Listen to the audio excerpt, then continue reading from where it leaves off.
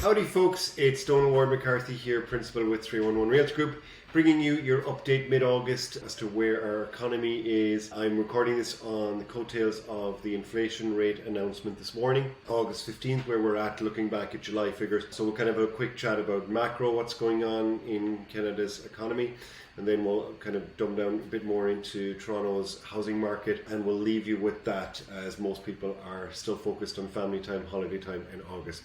So let's jump in. So this morning, a bit of a surprise in regards to inflation. Last month we dropped from 3.3% in May down to 2.8%. So a good drop there, and we could see good data in that in regards to our interest rate hikes doing their job. However, we did not expect a jump from 2.8% in June up to 3.3% in July. So that was a bit of a, I wouldn't say shock, it's not the worst news in the world, it's just a bit more pronounced of a jump upwards than we were expecting. We were expecting kind of 3% in July as opposed to a 3.3%. So that all begs the question, what's going to happen in September?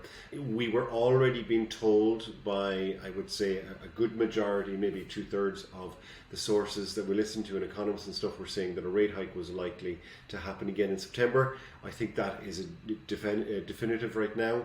The only other thing which might cause the Bank of Canada to pause possibly on that rate hike is that our jobs data is showing some signs of weakness. I mean, it's weakness in a very strong jobs market.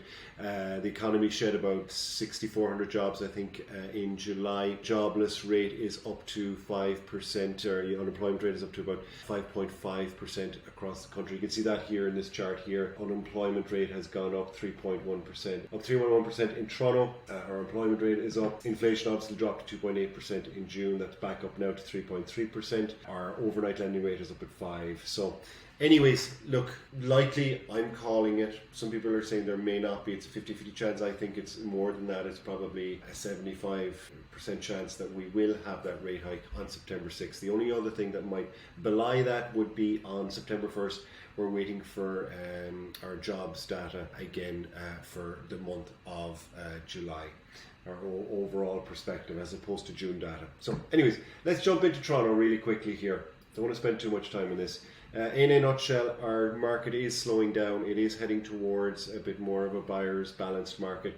We had demand drop by 30%. That's a whopping 30% from June to July. That's also partly because people wanted to enjoy their summers. We expect, we'll see, is it also interest rates? How much of a balance is there in that projection, let's say? The next one here, supply also dropped by 14%.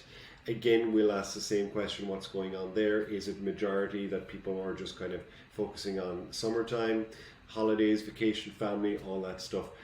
Or is it indeed sellers backing away from the market? Remains to be seen, I think, more when we see August data. So I think we will see a slowdown, though, in both of those supply and demand numbers.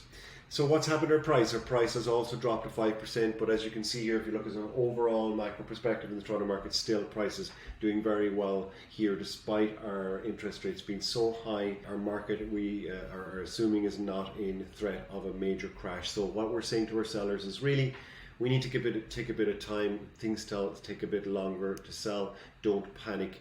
We've got you. Just to hold on. Things are taking a little bit more time. You can see here in absorption rates as well too, we have jumped up to 27 weeks in condominiums.